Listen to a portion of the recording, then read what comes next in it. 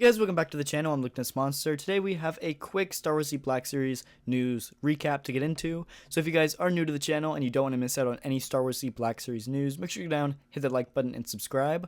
And on to the first piece of news.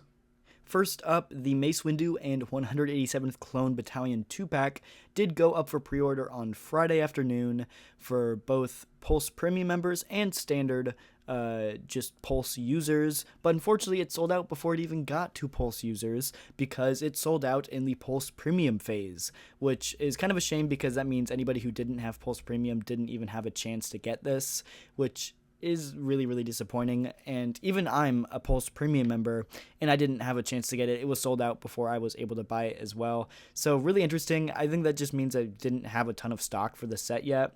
So I wouldn't worry if you didn't get it because it will be available at shopdisney.com as well as in the Disney stores and at the Disney parks. But it will go back in stock on Pulse as well too. So if you miss a pre-order, it's not a big deal because it will be available. But yeah, just interesting that it sold out so quickly that even Pulse Premium members couldn't get the Pulse Premium member pre-order for it.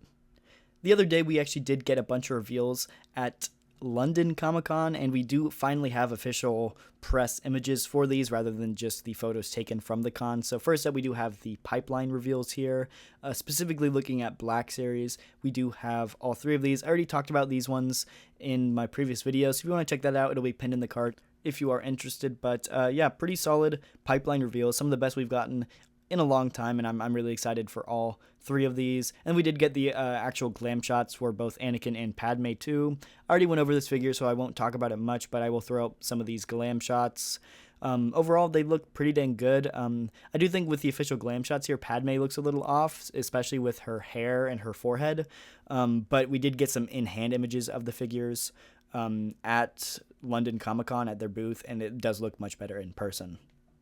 So we did get some clarification on the 4-pack here that was pipelined, and the clarification is that it is a 4-pack. It's based off of the Thrawn trilogy, and before it was kind of rumored to be a 3-pack, but it is a 4-pack. It will come with both the Lukes, the guy at the top of the stairs there that I cannot remember the name of for the life of me, so I do apologize. Let me know down in the comments what his name is, but then it does have Mara Jade as well. So yeah, pretty solid 4-pack. I'm not too attached to the Heir to the Empire, but it's something I'd like to get into, so this will probably be a pickup for me, and it's a 4-pack. We haven't gotten a 4-pack in the Black Series in a very long time, so regardless, I think I'll pick this one up just to support multi-packs, because like multi-packs just don't sell very well for the Black Series. At least they didn't used to, so if they're going to keep doing multi-packs, I want to make sure they keep doing multi-packs by buying what they give out.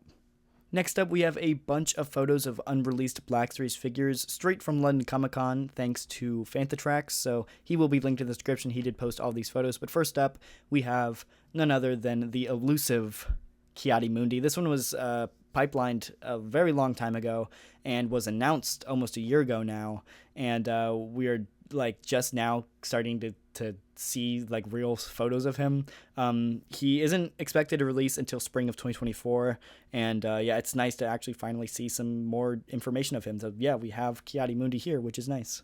And then there also is the Mace Windu and 187th 2-pack, looking great as well. Really excited to see what they do with this Clones of the Republic line. There is so much potential.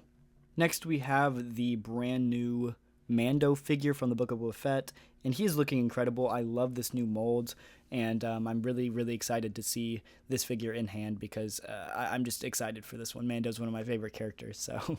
We also have a photo here of the brand new R5 on that R2 body, looking great. He definitely looks yellowed, so I don't know if that's the lighting or if they made him more of like a yellowed figure just because the character's been on the desert for like 30 years. So either one, we'll see, but definitely looks good, so I'm excited for this one.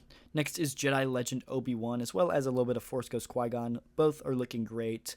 I'm on the fence about both of these. I kind of want them and I kind of don't, so we'll see. Definitely, if I see them in store, I'll probably pick them up, but yeah, they're looking good. Next up is the Mandalorian Fleet Commander, which is in the very far right of this photo. He's looking pretty solid, and he's just going to join the rest of my Mandalorian ranks and look pretty dang good. So he's definitely a background character, but I think that's what Star Wars action figures do best, or just obscure background characters. So this is a W.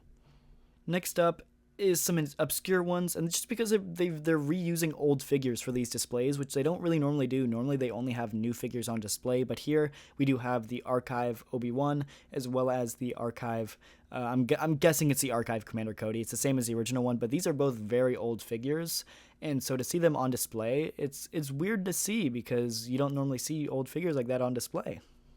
And they continue this trend by throwing in the Clone Wars Anakin and even the Bad Batch Rex into this display. So they're looking great, and they definitely relate to the Ahsoka show, so that's why they did it.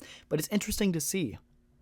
And obviously, again, continuing that trend, they do have the Clone Wars Obi-Wan here too. So again, I think this is just so they can show off some of their newer characters with other relevant characters, but it gives you hope that they might be re-releasing some of these characters. Now, again, that's probably not going to happen, or if it is, they're not going to reveal it by, displaying them in a London Comic-Con like this, but it gives you a little bit of hope. And then in the front of this one, we do have both Baylan and Shin dueling their respective Ahsoka and Sabine, and you can definitely tell the height difference with these ones. Shin is way too tall of what we can see of her in this photo, and Baylan is too short. It's really a shame, so hopefully there's an easy fix to this, but, we'll have to see. Anyway, guys, that is going to do it for this news recap. If you guys did enjoy, hit the like button and subscribe, and let me know down in the comments what you thought of all the news, and I'll see you guys in the next video.